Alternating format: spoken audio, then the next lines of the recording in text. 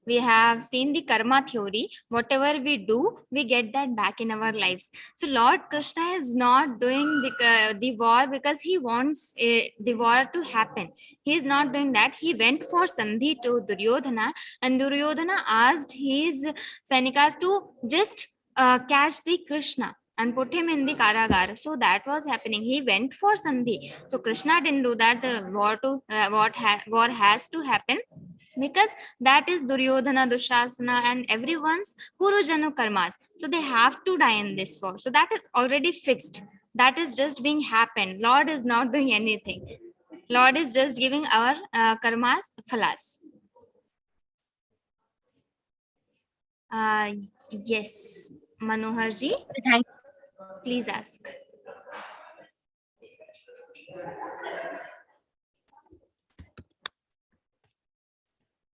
Manoharji, please unmute yourself.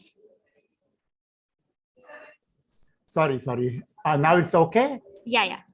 See, I should first thank you for doing so well. And in fact, I had never understood Geeta so much. And I would like to continue all your sessions. It's a fantastic explanation. I wish it will be available again for some Yes, time. it is Okay. live on YouTube. So YouTube Yeah, we link I can am always- sharing. Yes, Okay, now, I am sharing in chat box. okay, very nice. Now, Shloka 5 or the mantra 5, can you explain a little bit more? 5. Klesho adhikastaras tesham. Yes, in Just- fifth shloka, you can hear that again on YouTube, but I will explain in Yeah. just in short. Yeah. In the fifth shloka, Lord is telling why he told in second shloka that the Saguna Sakar Bhakti, the manifest Lord's worshipping is best, not the unmanifest. No, the Bhakti Marga is good, not the Jnana Marga. So he told because Jnana Marga is tough for us. Because if I tell someone to just meditate and thinking of nothing, that is difficult. If I tell you just need to focus on one point or on Om, or you just need to chant Ram, Ram, Ram, so we can focus because we have some object. So here the Lord is telling for us in the embodies, the having so much ahankara and all the vikaras, lobh, moha, ahankara, these things, having so many vishuddhi, these ashuddhis in our heart, we cannot just meditate on not thinking anything. We need some object. That's why the Saguna Sakar Bhakti is easier for us. So he told Klesha Adhikataramasti Tesham, for whom who are worshipping the Nirgun Nirakar Lord, unmanifest Lord, not having any swarupa, as explained in third shloka. Ye tu aksharam anirdeshyam avyaktam. I can't tell you it. The Brahma is look like this, and Brahma we can think of this. So we cannot explain that Brahman. That is the thing. When we cannot indicate that, we cannot tell any attributes, we cannot tell that this is an object, we cannot focus our mind. So that is klesha adhiktaram. The struggle is more in the unmanifest Lord's worshipping. So Lord is klesha adhiktaram asti tesham avyakta sakta chetasam, who is worshipping that avyakta Brahma. So in fifth shloka, Lord is telling that klesha adhiktaram asti tesham avyakta sakta cheta avyakta hi gatihi dukkham dehavadhi. Now Lord is telling about us, dehavadhi. We are having this embody. We are having that ahankar. We are having so much ego. And we are telling that I will worship that unmanifest Lord. Yes, that is possible, but after worshipping that manifest Lord. That is just sadhana. Okay, thank you. Yes, Vaishnavi Mishra ji, please ask.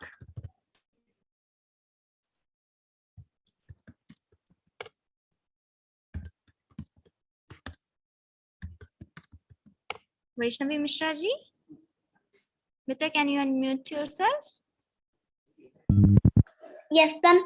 Yes, please ask a question. I want to ask one question, but I want to tell the Geeta, which is 12th chapter. I know the 12th chapter Geeta. Yes, so what is your question here? I don't want to tell one question, but Geeta, 12th chapter. Yes, we are starting with the 12th chapter. I'm just wondering that you are listening to Vivechan and you are here to tell something or ask something. Very good. Keep it up, Vaishnavi. Yes, Manu Chopra ji. Please ask a question. Yeah, Jai Shri Krishna. My question is, actually I joined 10-15 minutes late. My question is, why we are starting from chapter Adhyay 12? Why Yes, we are not starting from yes, first I to 12? explained this in I'm sorry. starting of the Vachan, no problem. I will tell that again because the 12th chapter is the smallest chapter in Bhagavad Gita. And it is having just 20 shlokas. If we are starting with the first chapter, we must say that no, I can't do this because the first chapter is having 47 shlokas. We are finishing that. If yes, in 20 days, we can learn 2 chapters. And after learning 2 chapters, we have that confidence. Yes, there is no problem. This is not that tough as we thought earlier. So after completing 2 chapters, we get that confidence. But if we start with the first chapter, that will take 1 month only for 1 chapter.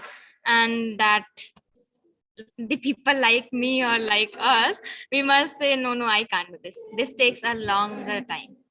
This is the reason we start with the 12th chapter. And one more reason is there, this is Bhakti Yoga. So after completing this 12th chapter or level 1, if we are not getting that much time, we are not getting time to practice, we have that Bhakti. We know that Bhakti now. So Bhakti we have got. This is the reason. Yes. Anjani ji, are you here? Anjani Verma ji? Yes, please ask her question, Anjani ji.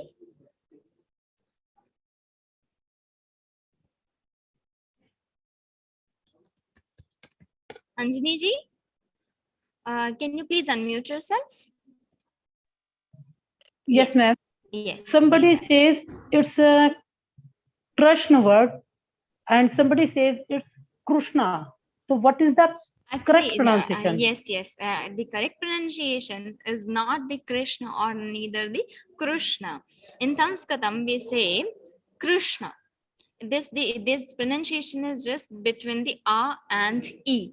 Krishna. This is not Krishna. This is not Krishna. In Maharashtra, this is popular as Krishna. And in North India, we say Krishna. But everything is fine. We don't need to change that because that take a lot of effort of us. So we don't need to change whatever we are pronouncing. That's fine. That is okay. Geeta Parivar accepts all the pronunciations. So we don't need to change that. Okay, thanks. Yes, you will be having one grammar class also to explain all the special methods, Anusar, Visarga and Aghat.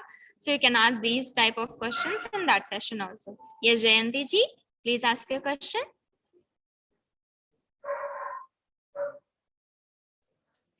Jayanti ji, please unmute yourself. Can you hear me now? Yes. Yeah, I am from Tamil Nadu. See, in Tamil, we don't have so many words in whatever there in Sanskrit. Yes. See, I'm trying to learn. This is the first time I'm attending a recitation class. Previously, I attended some Geeta classes in ISKCON also through Zoom. Is there any difference between those two, Geeta Parivar and here? No, actually, Geeta Parivar has a special method to teach. That is Vedic Paddhati, we say that.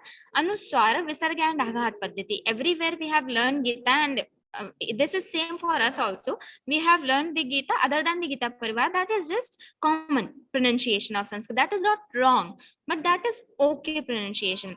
But we have different levels of pronunciation. One is okay, yes, one is best. So we are learning with the best method. Geeta Parivar has printed all the grammar rules. That is not just in orally, I'm telling you the rules and you are reciting. No, we have printed that, whatever you need to decide. In Tamil also, we have ka, kha, ga, gha. We have for all these letters, we have only one letter. So in Geeta Parivar, what we are doing? We are writing ka 1, ka 2, ka 3, ka 4. 3, that 4, is to yes 1, 2, 3, 4 to indicate that this is kha, this is ga, this is gha, so that we can just separate that. We can differentiate all the letters. Yeah, one more question, madam. Your section please. was excellent. It was very good. I have started learning at the age of 61 only.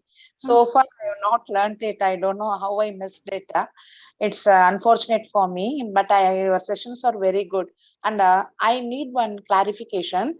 I was told that if I pronounce the Geeta recitation wrongly, that will have an ill effect on us. Is it so? No. That is never a problem in any situation, at any moment, at any time. We can recite this. Just whatever we have, worship Gita should be separate. That granth should be separated. But other than that granth, anytime we can practice Gita shlokas. Anytime. Yeah. There's Thank no you so problem. much. It was excellent. Thank you, Jayanti ji. Yes, Shilam ji, Shastranshu ji, please tell me your name's pronunciation also, how to pronounce it. Jai Shri Krishna. I am Shiliam Shahasranshu. Shiliam Shastranshu ji, Shiliam ji. The basic concept which I wanted to know that as you explained, we have 18 chapters, 18 adhyayas. Yes.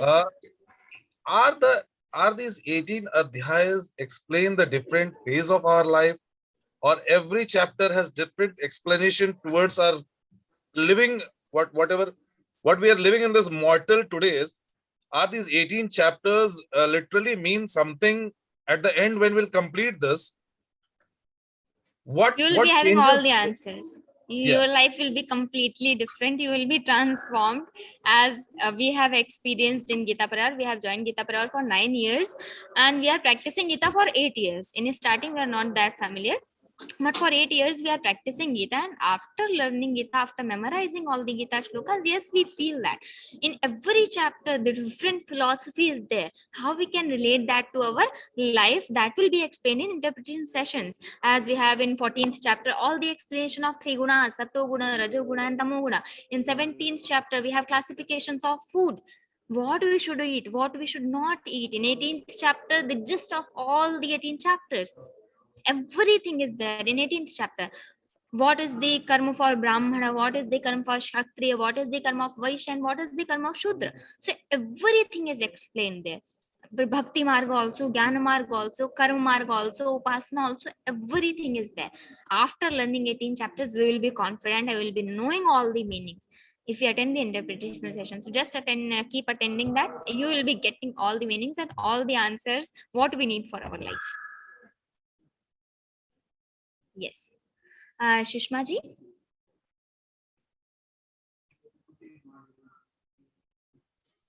Shushma ji? Yeah. Please ask your question.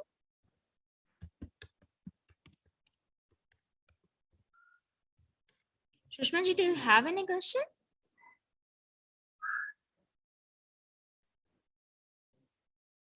Shushma ji? Hello, Hare Krishna. Yeah. Now I Hare can Krishna. hear you. Actually, I wasn't able to unmute myself. Yeah, Hare Krishna. Actually, मुझे पूछना था कि आप थोड़ा अक्षर ब्रह्म स्वरूप और निर्गुण निराकार भक्ति अचिंत्य ये सब इस सब का मैं मीनिंग समझ नहीं पाई, तो क्या आप फिर से एक बार बता सकते हो? इसमें क्या है, अक्षर ब्रह्म रूप जो हम कहते हैं, अक्षर अनिर्देशम अव्यक्त, ये सारे वो ब्रह्म कैसा है उसको बताने के लिए है। उस ब्रह्म में कोई धर्म नहीं है, उस ब्रह्म में वो अक्षर है, उसका कभी नाश नहीं होता, वो अव्यक्त है, हमें दिख नहीं सकता, वो अचिंत्य है, उसके बारे में हम सोच नहीं सकते। तो जो जो लक्षण हम बता सकते हैं कि ऐसी कोई चीज होती है। अब मुझे बताना है कि कोई, मान लीजिए कोई लड़की है, लक्ष्मी है, तो लक्ष्मी क्या है मुझे बताना है, तो मैं कहूंगी लक्ष्मी ऐसी दिखती है, लक्ष्मी ऐसी है, लक्ष्मी ऐसे कपड़े पहनती है, लक्ष्मी ऐसे बोलती है, मैं ये सारी बातें बताऊंगी लक्ष्मी को बताने के लिए। लेकिन अभी मुझे ब्रह्म को आपको बताना है, उस ऑलमाइटी लॉर्ड को बताना, तो मैं कैसे बताऊंगी? मेरे पास कोई भी एट्रीब्यूट्स नहीं है उनको बताने के लिए। तो अचिंत्य है, क्योंकि चिंतन सिर्फ उन्हीं बातों का कर सकते हैं जो हमने कभी देखी हैं, जो हमने कभी सुनी है, वही बातें हम सोच सकते हैं। इसलिए ब्रह्म को ना सोचा जा सकता है, देखा नहीं जा सकता, क्योंकि वो अव्यक्त है, व्यक्त नहीं है। अब मेरे हाथ में माउस रखा हुआ है, तो ये मैं देख सकती हूँ, इसका मतलब ये व्यक्त है। अव्यक्त क्या है? जो मैं देख नहीं सकती, वो सारी चीजें अव्यक्त हैं। अक्षर, अभी इस माउस का तो कभी ना कभी नाश होने वाला है, हम लोगों का भी नाश होने वाला है, सृष्टि का भी नाश होने वाला है प्रलय काल में, लेकिन ब्रह्म का कभी नाश नहीं होगा, वो कारण हमेशा ही रहेगा, इसलिए वो अक्षर है। तो ये सारे टर्म्स उसको एक्सप्लेन करने के लिए, जैसे जैसे गीता में आगे बढ़ते जाएंगे, हमें सांख्य योग आएगा और बाकी के अध्याय भी आएंगे, तो हमको इन सबकी मीनिंग धीरे धीरे पता लगती रहेगी। आप चिंता ना करें, बढ़िया से समझ में आएगा, सब समझ में आएगा। और मैडम, ये अक्षर ब्रह्म स्वरूप का क्या है? आपने तो बताया निर्गुण निराकार है, लेकिन अक्षर ब्रह्म स्वरूप का क्या मीनिंग है? अक्षर ब्रह्म स्वरूप, ब्रह्म का जो स्वरूप है वो अक्षर है, उसके स्वरूप के लिए ये सारी बातें बताई जा रही हैं। अक्षर मतलब मेरा नाश नहीं होने वाला है। हाँ, जिसका अक्षर मतलब जिसका नाश होगा, अक्षर जिसका नाश नहीं होगा, जिसका क्षय नहीं होगा। अच्छा, ओके ओके। धीरे धीरे टर्म समझ में आएंगे, एकदम से नहीं आएंगे, लेकिन धीरे धीरे आएंगे, चिंता की बात नहीं। Rajesh ji, can you hear me?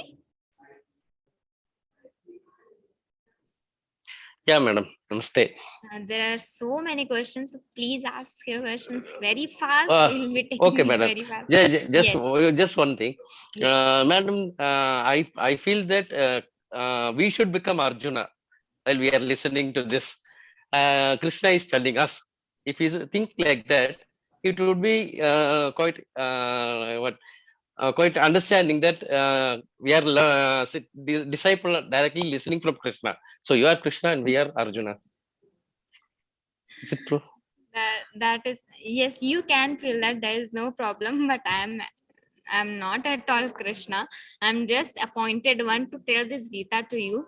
And that opportunity I have got in Geeta Parivar only because I am practicing Geeta for 8 years, and I have heard Geeta so many times from Swamiji, my mentor Dr. Ashu ji, and the president of Geeta Parivar Sanjay Malpani ji, and also the Varnekar Kaka ji. And I have heard so many people, so many saints, and so many commentaries also, Chinmayanand ji, and so many commentaries on Geeta. So after reading this all, I am able to understand Geeta, and I am able to convey that meaning to you. Okay, ma'am. Thank you. Girija Sunar. Girija beta. Hello, ma'am. Hello. Jai Shri Krishna. Jai Shri Krishna. I have 2 questions. So can I ask the both of them? Yes, you can ask, but very fast. Ma'am, who have wrote the Bhagavad Gita? Bhagavad Gita was actually, Bhagavad Gita is the part of Mahabharata. In Bhishma Parva, it is being written, and Veda Vyasji has separated this Bhagavad Gita. So Mahabharata writer was Ganeshji, and Veda Vyasji was speaking that. So Veda Vyasji, actually we say that he is the Praneta, he is the Rachnakar of Mahabharata, but actually it was written by Ganeshji and told by Veda Vyasji. This is the difference. So Bhagavad Gita is just a part of Mahabharata only. Okay.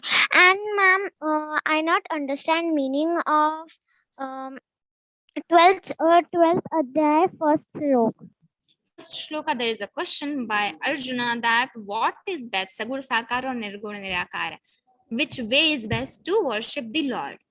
I should worship the Ramakrishna in this form, the Lord, or I should worship that Lord in that Almighty, that Brahma Sarupa.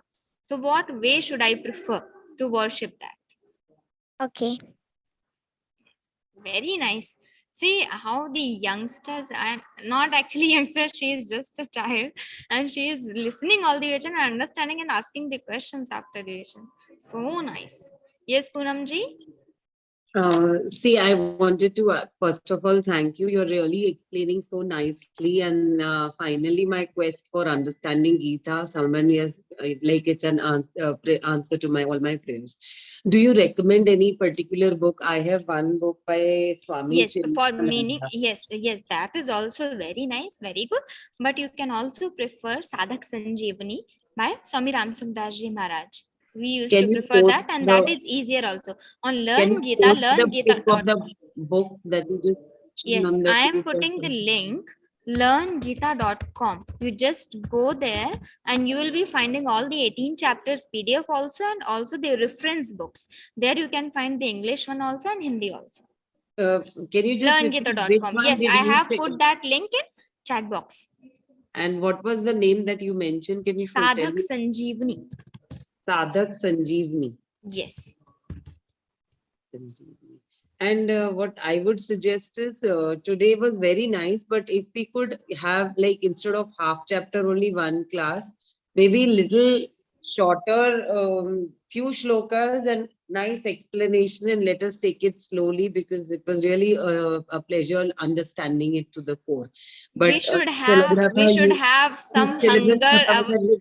Some hunger should be left, Poonam ji. Then we will be walking further. Otherwise, if we want only 4 shlokas completed, then so many people, because so many people are learning, lakhs of people learning. So everyone, according to everyone who have studied Geeta before, for them it would be as 10 shlokas is fine. Who have not read, for them, they want only 5 shlokas. So, but just we are finishing this 12th chapter in 2 weeks. So Vivechan, the interpretation sessions will be going according to that chapter only. You have learn 10 shlokas, you will be learning 10 shlokas meaning. You will be completing 20 shlokas, you will be learning the 20 shlokas meaning And according any to that. particular tip that you give for learning a shlok, because you seem to know Just everything on practice. the tip of your Abhyasena tu tongue. kaunteya vairagyena cha grihyate. Lord answers in Bhagavad Gita. So just practice makes a man perfect. We will be keep practicing and that will come. Most, I will recommend you should listen video and audio as much as you can, because that goes in our subconscious mind. And we would not be knowing that, and we would be reciting the shlokas at any moment. So you'll see, oh no, I didn't memorize the shloka, but I know. So that happens when I listen that as much as we can. We have got all the videos and audios in our groups, so we can use that. Yes, BD Gupta ji. Can you please unmute yourself? I have sent, yes, BD Gupta ji. Yes, please ask.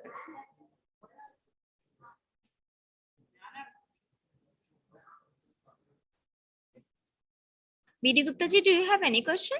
Yes, yes. Yes, Jai please Shri ask. Krishna, madam. Jai Shri Krishna. Will we get your audio of the session? Video is available on YouTube, Geeta Parivar channel. You can search there. Video on the YouTube. Yes. Yeah. My question Geeta is, Parivar. I have sent yes. the name of My the question channel. is You can this. see that. Yes. Didi, you told me that all the scriptures or the literature is not sufficient. If we read only Gita and go through Gita, it is more than sufficient. Yes. What do you want to say about it? Actually, we have in our scriptures the Vedas, the Vedangas, the Upanishads, the Puranas, the Itihasas. So many granthas are there. Yes. We cannot complete that. That takes lots of years to complete. Even something would be left or something we would not be understanding while reading that. So the gist, see, the gist of Vedas are the Upanishads, and the gist of Upanishad is Bhagavad Gita. So we are learning the gist of gists. So that is happening here. So after learning Gita, we know all the essence of all the Shastras. So that is enough for us. If we are not getting the There will Shastra, be no need to study other literature. yes, if we learn Gita. it's not about need. If we have time, we can go through all the Shastras, all the Vedas, all the Upanishads, all the Puranas. But if we don't have time, Gita is sufficient. Gita is very much fine for us. Oh. One thing, you have recommended Sadhak Sanjeevani. Yes. Yes, to study. That is in Hindi as well as in English also. Yes, yes. It is uploaded on learngita.com. You can refer there. It is in English also. I have gone through this Sadhak Sanjeevani in Hindi. But it is available on English also. Okay. Yes. Thank you. Yes, Hansa ji, please ask your question. So, first I want to say Jai Shri Krishna. And I read every day Gita in the night before I sleep. But I don't understand. So you explained so well. So thank you very much that I joined the Gita class. So that the way you explain, it's easy to understand. But my real question is that I read, all the time, but what is the best way or what is the way to follow in my real life? Because, reading and understanding is one thing. But, when you do Sansarik, Maya, Moh, and this and that, small things hurts you and, Actually, so how I can do that? Yes. When we are listening the interpretation, we got so many things. Yes, we should do Ram Nam Japa, or we should be happy all the time, or we should not be thinking of results after doing the karma. So we know all this. Then start applying it for 1 week. Just take a pledge to, I will be following this for 1 week. Then after completing 1 week, yes, I can do more. So then 2 weeks, then 1 month, then 6 months. That becomes our habit. So just take one principle from Gita and start applying it.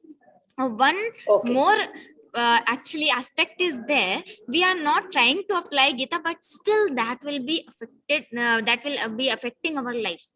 How it happens? We have one glass water we are having, and we have 1 spoon sugar, and we will put that. We are not mixing. We will just put that, and next day when we are drinking that water, that will be sweeter. So that happens with us. We are not trying to apply Gita, but that will be applied automatically if we are keep practicing that for months, for years. Yes, yes. And chanting like Bhagwan Krishna said that, you put your Nasika and Om and everything. So just I concentrate with Om or like Krishna when I chant, because I don't want to. Anything is fine. Anything is fine. Whatever you can just focus on. Focus. Yeah. Yes. Thank you very much. Yes, Ashish ji, please ask. Jai Shri Krishna ji, I think fantastic sessions throughout the week and even today. Just wanted to understand from you, ji, what is the structure of the classes? After chapter 12 and 15, how are we going to cover the whole Gita? If you could just give some light on that, so that planning can be done. When will the entire Gita get over? Is there any clarity on that? I didn't understand your question, Ashish ji. Can you please specify that? Hanji, I just wanted to get some clarity on the structure of the classes, that Yes, we will in go level 1, we will be learning 12th and 15th chapter. In level 2, we will be learning 16th, 19th, 14th and 17th chapter. In level 3, we will be having 1st, 3rd, 4th, 5th, 6th, 7th. For 1st to 7th, expect that second chapter will not be there in third level, and in fourth level we'll be having second chapter, 8th chapter, 10th chapter, 11th chapter, and then again 13th and 18th. So that is course structure. You can get it from learngita.com. It might be uploaded, or it will be uploaded very soon, so you can get it from there. So if you follow this, how long will the entire 1 cycle year. take? 1 year. Will be done in Yes. 1 year. Yes. So in 1 year we'll be After able to 1 year, learn. yes. So we'll be All able to these recite. shlokas. So we'll be able to recite as well as the meaning also. Yes. You Okay, will be and able to. the test is after level 4, is it? Because obviously No. After every level, you will be having an exam. In level 1, you have Geeta Gunjan exam. In level 2, you have Geeta Jigyasu exam. And after completing level 2, you will be having Geeta Pathik exam. And after level 3, you will be having Geeta Pathik exam. And after level 4, you will be having Geeta Vriti exam. So this is exam pattern. After every level, you will be having one exam. Oh, great. So in 1 year, we'll be able to learn the entire. Yes. That's fantastic. Thank you. The thing is, I have started, underlining on how to do the pronunciation and everything. But I think I'm not still 100% perfect. So After practice, keep practicing. yeah, That will I'm come. practicing. And the audio messages that you're supposed to send, are you supposed to send it on the group, or is it to the individual group admin, or how does it work? No, in group itself, you can send it. In the group, the whole group, we Yes, can send it. yes. Okay, fantastic. Ji. Thank you very much. Thank you. Thank you, Ashish. Yes, now I would like to welcome Dr. Ashu Goyalji, the Vice President of Geeta Parivar, and also my mentor, the Program Director of this Learn Geeta program. I had learned Geeta, memorized Geeta with his inspiration only. And he has given us such a platform in Geeta Parivar that we can learn Geeta, we can teach Geeta, and also we can spread this knowledge of Geeta. I welcome you, Ashu Bhaiya. And from your busy schedule, we have took some time, and you are here. So I request you, and we will be taking your benefit as much as we can. Yes. Manjul ji, please ask. Jai Shri Krishna ji. Jai Shri Krishna. Thank you for doing a novel job. My question is how to be integrated with Krishna all the time. How to be integrated with God all the time. The more time you invest in God, the more you get attached to it. If you are gaming whole day, you get attached to games only. You dream of games, you wake up in the morning in the thoughts of games. Similarly happens with God. The more time you give to Him, the more you listen to Him, the more you read about Him, the more you talk about Him, it reflects in your behavior. So it is all about the time. The more time and devotion you are devoting in the God's feet, it will reflect in your behavior. Thank you so much, Ashish. Thank you. Sanvi ji. Yes, Sanvi. Jai Shri Krishna, sir. Sir, I had a question that Rupal Didi said the aksharas will decrease. How will that happen? Rupal, can you answer? No, and what reference, Sanvi, I have said that? That the aksharas will decrease. I don't remember actually where I said. Yes, in which shloka? Can you please tell? I don't remember. I don't know. Then what is the reference there? You Aksharas can, will. you can listen to again on the YouTube, and maybe you will get the clarity. Okay. Yes, We'll sir. put it again on the YouTube. Yes, Amit Garg. Hare Krishna, sir. Sir, I want to ask that whether there is any difference between Varna Vyavastha and caste system. No, it is same. It is same. Because there are only 4 Varna, but we have so many castes. You know? So No, that is subcaste. But God has as per Geeta, they have divided what the karmas of every caste. That is 4 basic caste. So everybody belongs to that basic 4 caste only, and all the rest you are talking about, they are the subcastes. Yeah. But sir, how that is relevant in today's era? Because we have now Brahmana and all the. Yeah, I understand that, because now we have the mixed breeds. So it is not about the thing. But if you will see, it is getting applicable in other way. Now, if you talk about the first class employee, second class employee, fourth class employee, it is applicable the same. The fourth class employee is supposed to give the water glass to the IAS officer, but a first class employee is never supposed to give a water glass to that employee. So it is applicable in the same way with the different portfolios. So it is all same. It is the essential system for the society, and it has to be applicable in one or other name, but it has to come. So sir, like God has said ना, like in one of the shlokas कि गुण और कर्मों के according they have हमको ये जन्म मिला है. ऐसा है कि उसको हम इसलिए कंफ्यूज होते हैं कि हम उसको मान लेते हैं कि वो एक ही जन्म की बात है, या इस 60-70 साल के जन्म को हम बहुत बड़ा मान लेते हैं. अरे भाई, जो गुण कर्म विभागशाह, तो चातुर्वर्णम मया सृष्टम गुण कर्म विभागशाह. तो जब भगवान ये कहते हैं कि चातुर्वर्ण को मैंने ही रचा है और गुण कर्मों के अनुसार विभाग किया है, आज भी आप देखिए, एक डॉक्टर का बेटा जल्दी से डॉक्टर बन जाता है, एक सीए का बेटा जल्दी से सीए बन जाता है, एक बढ़ई का बेटा अपने आप ही बढ़ई बन जाता है बिना किसी एक्सटर्नल ट्रेनिंग के. तो it happens all the way. एक वर्ण का ट्रांसमिशन दूसरे वर्ण में ऑटोमेटिकली होता है, और जैसे हमने कर्म किए उनके अनुसार मेरे को अगला वर्ण मिलता है. तो अगला वर्ण जब मिलता है, अच्छा ऐसा भी नहीं कि ब्राह्मण मिल गया तो मैं श्रेष्ठ ही हो गया. एक सुदामा के घर में जन्मा हुआ ब्राह्मण और एक राजपुरोहित के घर में जन्मा हुआ ब्राह्मण, वो एक ही थोड़ी ही है, उनका जीवन एक जैसा थोड़ी है.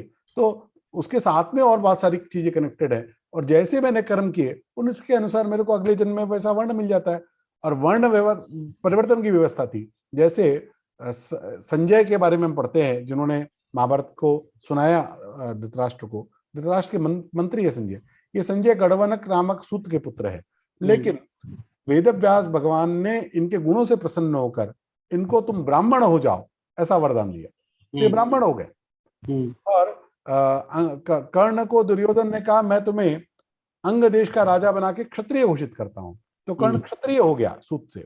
दूसरा, विश्वामित्र एक कौशिक नाम के राजा है, उन्होंने तपस्या करके क्षत्रिय से ब्राह्मण वर्ण पाया, ब्राह्मण से ऋषि वर्ण पाया, ऋषि से महर्षि, और महर्षि से ब्रह्मर्षि तक का पद पाया. तो ये तपस्या से उन्होंने किया. तो ये सारी चीजें पॉसिबल है इस शरीर में भी और अगले जन्म में भी. नहीं सर, साधक संजीवनी में एक्चुअली स्वामी जी ने बोला है कि हमको रोटी बेटी में हमको अपनी जाति का के साथ ही विचार करना चाहिए. ऐसा विचार करना स्वाभाविक रूप से अच्छा है. घर की परंपराएं, घर का सोच, घर का खान पान वो एक जैसा होता है, तो इसलिए वो उन बातों का विचार करना हमारे लिए लाभदायक है, सामाजिक व्यवहार के लिए लाभदायक है. तो इंटरकास्ट मैरिज, आप ऐसा विचार करो, दिल्ली में आके तमिलनाडु से कुछ लड़के पढ़ते हैं, तो अपने आप ही उनका ग्रुप साथ में बन जाता है कि नहीं बन जाता है? क्योंकि उनकी बोली, उनका खान पान, उनकी सोच वो एक जैसी होती है. तो स्वाभाविक होता है, ये हम सबके अंदर है ही. तो सर, कैन यू से कि इंटरकास्ट मैरिज इज रॉन्ग और right? Is there any opinion on that? By shastra dharma it is always wrong, because हम वर्ण संकर करने से उसके जो अलग अलग गुण हैं, जैसे आजकल क्या होता है, आप कुत्ते की और अलग अलग पशुओं की उनकी भी वर्ण देखते कि नहीं, ये फलाना ब्रीड का है, ये फलाना ब्रीड का है. अब उसको मिक्स कर दिया तो उनके ब्रीड के लक्षण खत्म हो जाते हैं कि नहीं? तो इसी प्रकार से वर्णों को मिक्स कर देने से उसके लक्षण खत्म होते हैं. तो बेटर सोसाइटी हमेशा वही होगी जो वर्ण व्यवस्था को सिक्योर करे. लेकिन अब ये वो व्यवस्था नहीं टिक सकती है, कलयुग के कारण उसका क्षरण होना भी स्वाभाविक है. तो उन बातों को बहुत ज्यादा जोर देने की आवश्यकता भी नहीं, अपने विवेक से उसके ऊपर संयम रखकर उसको देखना चाहिए.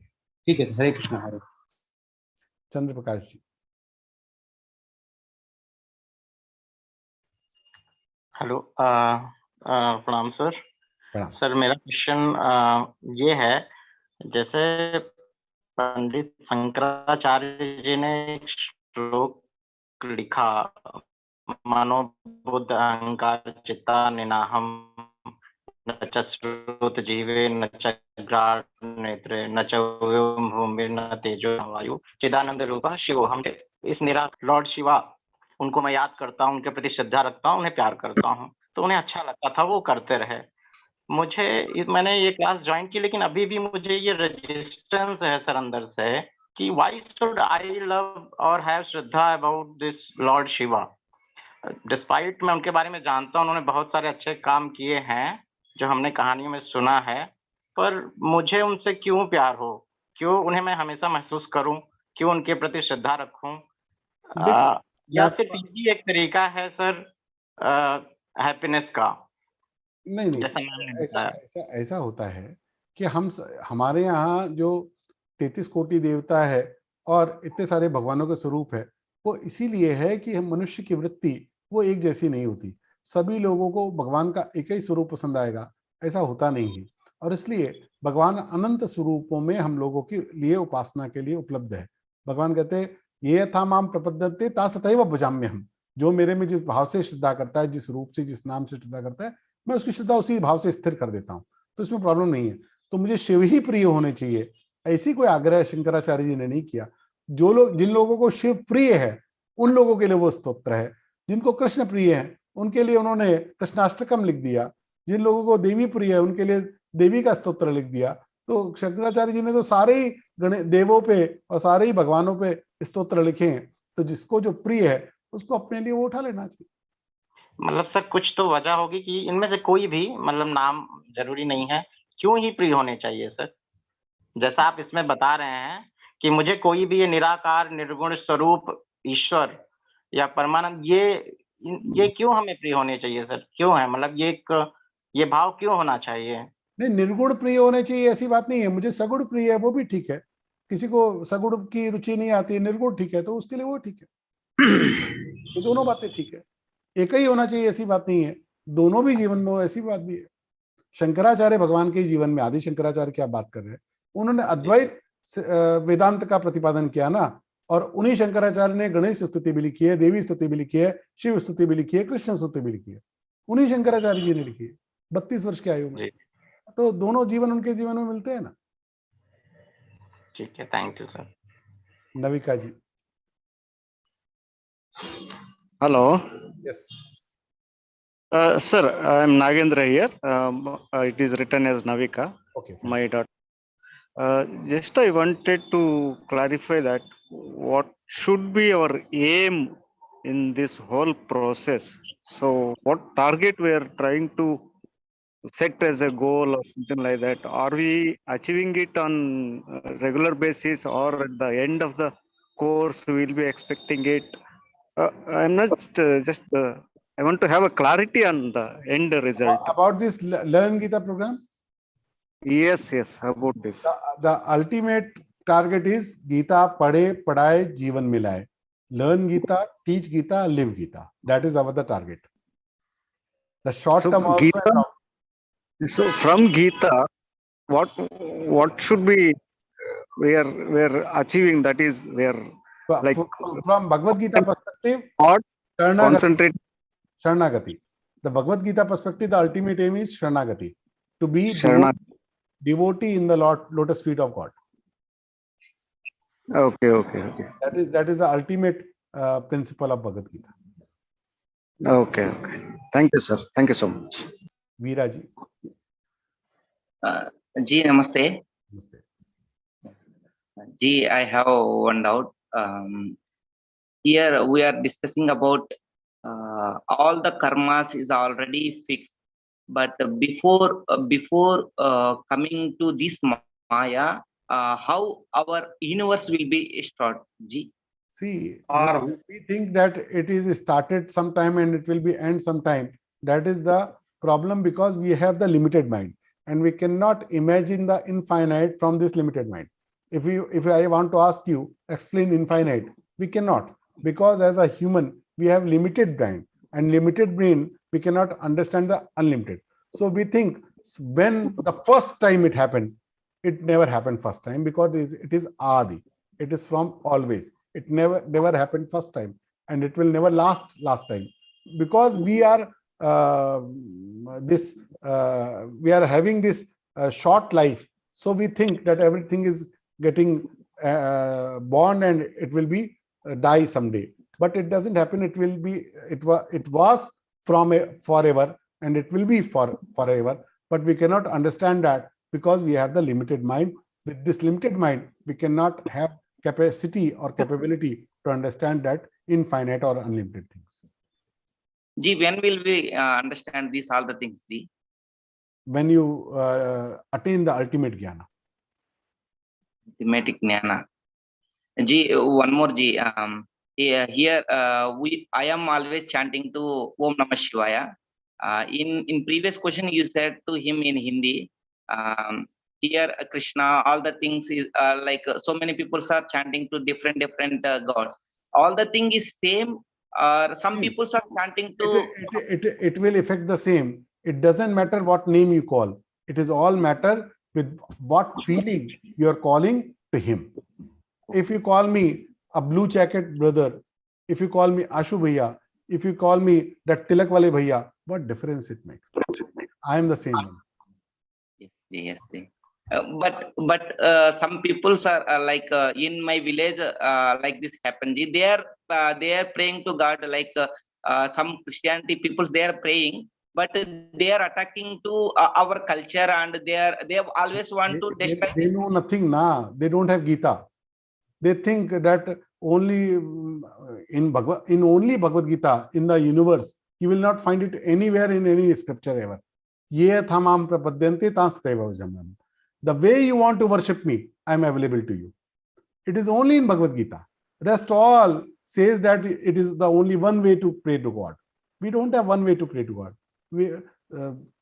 There is a saying, a Sufi asked to his guru, how many ways are there to pray the God? He said, how many particles are in the land of dust? Dust particles. Those many ways are there to pray the God. They are also praying to God, like but Jesus. They believe that there is only one way. Na, we don't believe that. Okay, if we believe only one way, that is not correct. Yeah, Yes, Ji? that is limited way to think. You say that you can eat only one vegetable. Ji. So will it be right? Yeah, or will it be more good to you? Not good. Okay, so we can pray to how many God because sometimes we feel like I want to pray Hanumanji. So we do sometimes. So it's fine, na? Why we should bother that I do Om Namah Shivaya, so I cannot pray to Hanumanji? We feel like, so I can. Sometimes I want to feel that God in a Hanuman form. So what is the problem? Okay. Finally, I am concluding. They are praying to Jesus, but they are not coming to. They are not. They are just Kupa Mandup, with the limited area. They think that this is a whole universe. This is not. You need to remove your hands. They are not doing wrong. They are doing limited. To unlimited things, they are doing limited. If they will attack to us, that is also correct way or not, sir? Yes, spread Geeta. They will not be able to attack anyone. Okay, Ji. Okay. Pathak Ji. प्रणाम sir, चरण स्पर्श करता हूँ आपको। Sir मेरे दो सवाल हैं। एक तो पहला ये कि जैसे हमने कहा सगुण साकार स्वरूप और निर्गुण निराकार स्वरूप, तो एक तरफ हम ये कहते हैं कि भगवान यत्र तत्र सर्वत्र है, सभी मतलब सभी वस्तुओं में है, और दूसरी तरफ हम ये कह रहे हैं कि उसका कोई आकार नहीं है। तो मेरा ये सवाल है सर कि are these two things one और द सेम और these are the different? What is the basic difference between them? सारी बातें सही है ना। जो परमात्मा सर्वत्र व्याप्त है, जो परमात्मा सर्वशक्तिमान है, क्या उसमें ये क्षमता नहीं है कि वो स्वरूप लेके आ सके? आप जब कह देते हैं कि वो निराकार परमात्मा साकार नहीं हो सकता, तो it means you are limiting the rights of God कि उसके पास ये शक्ति नहीं है। तो वो सर्वशक्तिमान कैसे हुए? अगर वो सर्वशक्तिमान है तो वो निराकार परमात्मा साकार होकर भी प्रकट हो सकता है कि नहीं? और नहीं हो सकता तो सर्वशक्तिमान कैसे? जी सर। कण कण में व्याप्त है ऑक्सीजन, कण कण में व्याप्त है हाइड्रोजन, लेकिन आप पानी निकाल सकते हैं क्या हवा में? अभी आपके सामने हाइड्रोजन भी है, ऑक्सीजन भी, मैं कहूँ पानी पिला दो, नहीं पी सकते ना, पानी पीने के लिए झरने पे जाना पड़ता है। तो कण में परमात्मा व्याप्त है, ये बात सत्य है, लेकिन भगवान की अनुभूति करने के लिए जहां वो प्रकट स्वरूप में है वहां वो जल्दी से मिल जाते हैं। यहाँ पानी चाहिए तो कॉन्सेंट्रेटर लगा के उसको प्रकट करना पड़ेगा, और जहां वो प्रकट है झरने पे वहां जाके तुरंत पी लो। तो मंदिरों में वो प्रकट है, विग्रह में प्रकट है, तो वहां जाके तुरंत दर्शन कर लो। यहाँ करना है तो मेहनत करनी पड़ेगी। और सर दूसरा सवाल ये है कि जो भक्ति मार्ग और ज्ञान मार्ग है, थोड़ा इसके बारे में बताइए कि इसका वास्तव में अर्थ क्या होता है? यही दो बातें तो है। जो लोग यहाँ पर ही हम पानी प्रकट करके पिएंगे, ये ज्ञान मार्गी है, और भक्ति मार्गी कहते हैं हमें यहाँ प्रकट करके क्यों बना, जहाँ प्रकट है वहीं जाकर प्रणाम कर लेंगे। तो जो भक्ति मार्गी है वो जाकर जहाँ भगवान प्रकट दिख रहे हैं उनको पूजा कर रहा है, और ज्ञान मार्गी कह रहा है परमात्मा है, मैं उसको भी एक अनुभव करूंगा। मतलब सगुण साकार स्वरूप को मानना भक्ति मार्ग कहलाएगा, और निर्गुण साकार रूप के निर्गुण निराकार के हम ज्ञान मार्ग कह सकते हैं। बिल्कुल ठीक है, यही बात है, यही बात है। धन्यवाद। अश्विन जी के। नमस्ते आशु भैया। नमस्ते। तो मेरा सवाल यह था कि आप गीता का श्लोक और आप उसको अपने जीवन में लाते हैं, जो प्रैक्टिस है, तो आपको जब कुछ चीज मिलती है तो आप उस पे सबसे ज्यादा फल कैसे कैसे निचोड़ सकते हैं? लाइक आपके पास ये अपॉर्चुनिटी आई है कि आप एक अच्छा अपने आप को अपॉर्चुनिटी मिला है आपको, और आप उसको कर्म के तौर पे कैसे आप उसको अच्छे से। मैं आपका प्रश्न समझ गया। आप पूछना ये चाह रहे हैं कि निष्काम कर्म किए कैसे जाएं? हाँ, है ना? उस अपॉर्चुनिटी को कैसे और अच्छा हाँ, देखो, अपॉर्चुनिटी को अच्छा बनाना या बुरा बनाना ये सब हमारे हाथ में नहीं होता। अपॉर्चुनिटी का उपयोग करना है, उसको जाने देना, ये हमारे हाथ में होता है। अच्छा बुरा तो फल होता है, तो फल की चिंता हमको नहीं करनी चाहिए। मेरे सामने अवसर आया, उसका उपयोग करना। अब जैसे गीता क्लास का मैसेज आपको मिला, अब इसको एक तरीका तो यह है कि मुझे गीता क्लास का मैसेज मिला है, अब मैं करूं कि नहीं करूं ये सोच रहा हूं, फिर कर लेता हूं, करके देख लेता हूं, ये कर रहा हूं। ये एक तरीका हुआ, ये कर्म को करने का एक तरीका। इसका फल जो भी होगा एक बात। दूसरा ये है, भगवान की कृपा से मेरे सामने लिंक आ गया, भगवान ने मुझे उपलब्ध करा दिया, मेरे किसी पुण्य कर्म से मुझे मिल गया है, मैं इसका तुरंत उपयोग करूं। बात वही है, दोनों में लिंक ज्वाइन ही करना है, लेकिन दृष्टि बदल जाने से उसका फल बदल जाएगा। एक में मैं करता रहूंगा, इसलिए उसके फल का भुगता भी मैं रहूंगा। जहां भगवान के कर्म को मैं सामने रख के करूंगा, वहां पर उस फल का भुगता मैं नहीं रहता, उस कर्म के फल से मैं मुक्त हो जाता हूं। जो अपॉर्चुनिटी सेम है, उस पर रिस्पॉन्ड करने वाला कर्म भी सेम है, लेकिन उसके पीछे की जो क्रिया के पीछे की जो भावना है वो बदल जाने से उसका फल बदल जाता है। फल जो है वो कर्म से नहीं मिलता, फल उसकी पीछे की भावना से मिलता है। और आशु एक और क्वेश्चन है कि वेदों में लिखा है लाइक माता पिता गुरु देवो भव, तो माता पिता को पहले आप पूजें और उसके बाद देव आते हैं, लाइक गुरु के बाद आते हैं देव। तो ऐसा नहीं, उसका अर्थ नहीं है। संस्कृत में पहले तो संस्कृत शब्द जब श्लोक पढ़ते आप तो उसमें शब्दों के आगे पीछे होने का कोई ज्यादा मतलब नहीं होता, क्योंकि आप उसको कैसे भी पढ़ेंगे। हिंदी में और अंग्रेजी में शब्दों के आगे पीछे से उसकी प्रायोरिटी होती है। संस्कृत में आप कोई भी वाक्य में कोई शब्द आगे पीछे लिख दे, उसका अर्थ एक ही रहता, बदलता नहीं है। तो माता पिता गुरु और देव की बात लिखी है, उसमें माता पिता फर्स्ट है, फिर गुरु है, फिर देवता, ऐसी बात नहीं है। उसमें देवता ही पहले है, फिर गुरु है, फिर माता पिता है। ठीक है, जय Shri Krishna. Shubhra ji. Doctor Shruti, please unmute. नमस्ते sir, it's my great opportunity that मैं जुड़ पाई आपके इस गीता परिवार से। और मैं अभी 1 वीक अभी मैंने जुड़ी और संस्कृत लैंग्वेज से बहुत लाभान्वित हो पाई, और बहुत अच्छा मुझे लग रहा है खुद में शुद्ध श्लोक पढ़ने में। मेरा एक क्वेश्चन है, आई थिंक आपने अभी जस्ट पहले दे दिया है। गीता में जो है कर्म में अकर्म और अकर्म में कर्म, तो ये वाली बात को आप थोड़ा एक्सप्लेन कीजिए। और क्या पता आपको बढ़िया बतलाता हूँ, 4थे अध्याय का 3रा पार्ट, ये vivichen.learngita.com पे सर्च करिए और उसमें आप मेरे द्वारा कहा गया है, उसको सुन लीजिए। तो मैंने अभी उसको पिछले सप्ताह ही कहा है, कर्म में कर्म और अकर्म में कर्म। तो चौथे अध्याय का vivachan.learngita.com, इसमें अध्याय 4 उसका 3rd पार्ट आप सुने तो आपको बिल्कुल विस्तार से उसका मैंने विवेचन कहा है, कर्म में अकर्म कर्म। Sure sir, thank you so much. Chandrika ji. Yes, sir. I'm having my class, Geeta class, morning 6 a.m. in my regional language, that is Kannada. And my question is the Bhagavad Gita is true based or scientific? And I don't know I have to ask this question or not. I have such questions, a lot of questions like that, negative questions, but I want to know that why I am having such questions in my mind. What questions you have? Is it true, or is it scientifically, is it true or not? Is Krishna a real God or not? See, when we are not realized it yet, these questions emerges. It is not any your fault. Don't think that you are wrong or you are not a pure soul or something that you are feeling that. It is just that you have not experienced it. So until we experience, the doubt is necessary. It is natural. So you don't be bothered about it. Be believed that it is truth because it has been believed by so many saints from lakhs of years, thousands of years. So if it do you know the actual science of why 2 plus 2 is equal to 4, why it is not 5? Did you try to research it? No, you just believed it, right?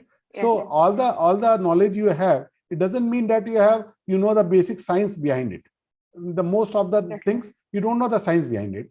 You just believe it because the great people of those subjects have proved it and they know it that it is true, and we believe that it is true, right? That is the system. So we come into the spirituality, the same way we need to do in the spirituality also, that the greatest people in this field, whatever they have proven, whatever they have written, whatever they have experienced, that is the truth only. And if we will walk on their path, we will experience that also. If somebody says that I need to be proved that 2 plus 2 is equal to 4, then only I will start learning math. Will he be able to learn the math ever? No, he will not. First, he has to believe that 2 plus 2 is equal to 4. Now he can go on the further equation that I want to prove it, that it is right or wrong. But until you believe in it, you cannot go to find that it is truth or wrong. Right? Yes, sir. Thank you, sir. Believe it, and you need to walk on it, and someday you will make it realize. Don't worry about it. Yes, I'm not having just a belief on myself, and I am really blessed from my God, sir. Am I really blessed? Yes, of course you are blessed. That's why you are asking this question. If you are not blessed, how this question will come in your mind, on how you will get courage to ask this question in public. Of course you are blessed. Yes, sir. Thank you, sir. Thank you. Anyway. Kumudji.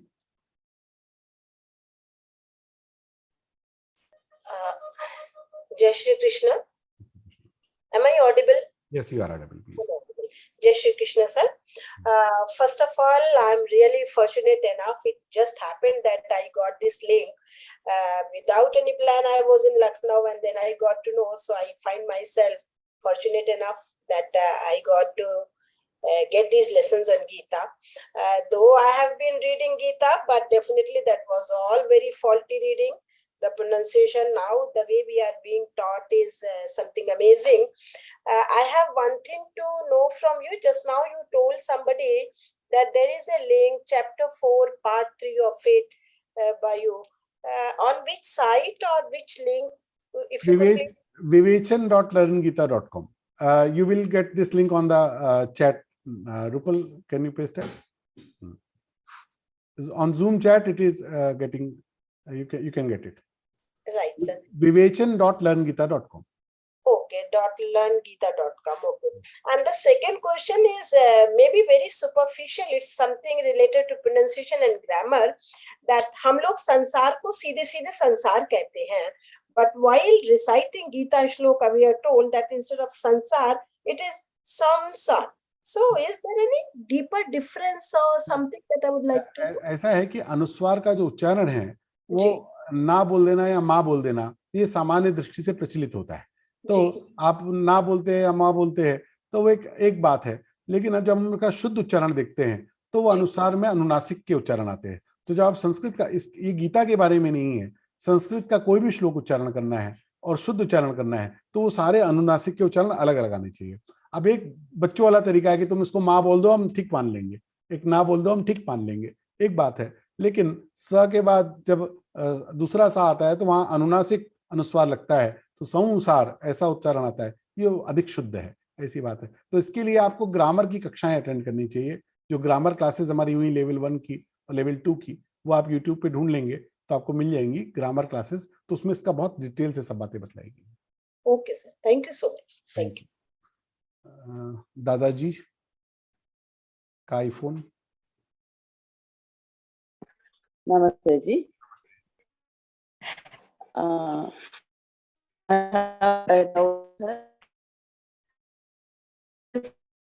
Your network is not proper. Can you get the better network? We cannot listen to you.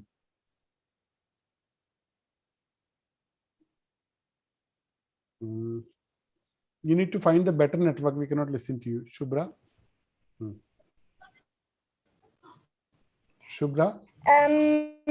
Ma'am.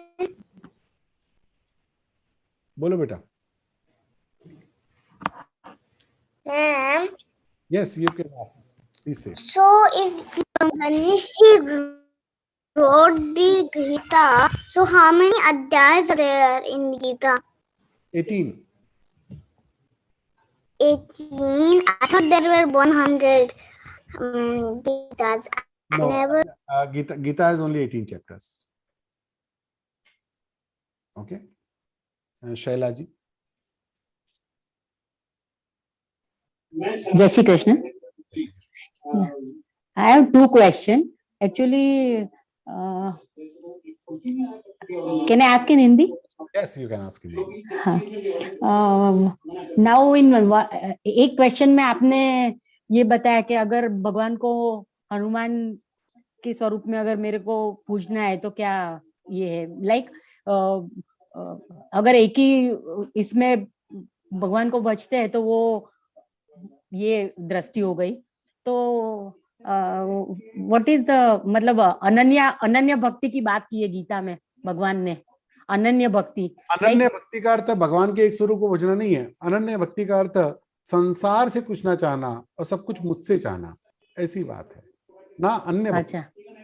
हम लोग संसार की वासनाएं करते हैं, भगवान संसार के भोग चाहते हैं और भगवान भी। तो भगवान कहते हैं जब तक तुमको संसार के भोग चाहिए और मैं भी चाहिए तो ये अनन्य भक्ति नहीं है। जब तुमको संसार नहीं चाहिए, केवल मैं चाहिए, तब अनन्य भक्ति है।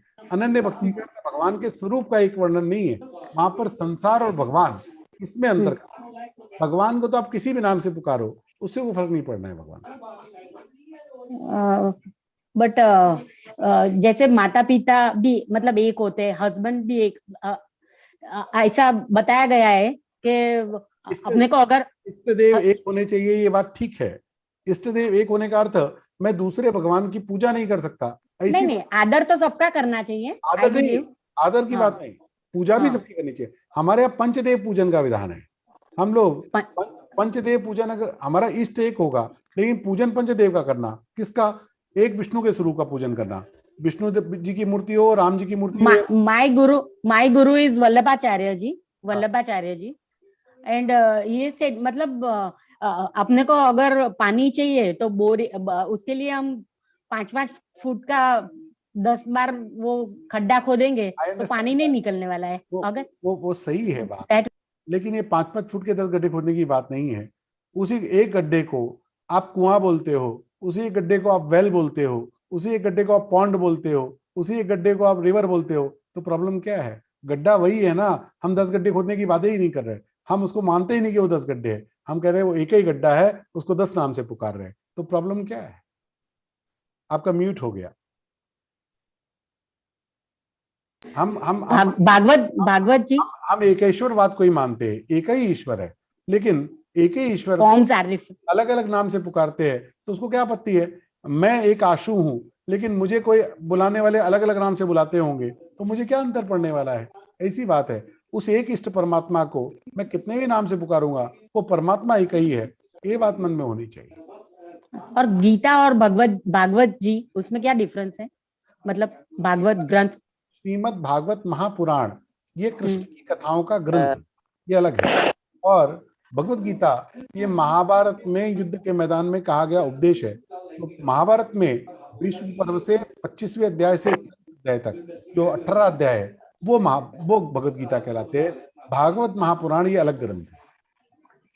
Okay, thank you. अभी समापन करना चाहिए। Namaskar ji. What a blessing it has been to listen to the impeccable explanation for every question. One minute, there is a sound. Dadaji. 1 second. Yes. Namaskar, Jai Sri Krishna. We learned early man evolution and other things. Which happened earlier? Is it the man's evolution or this Geeta and other things? Because when man was evolution took place, there was no language, no script and other We things. don't believe in that theory. We never believed in that theory. Okay. Okay, we were always civilized. We are the child of Manu, and Manu was well civilized. We are not the child of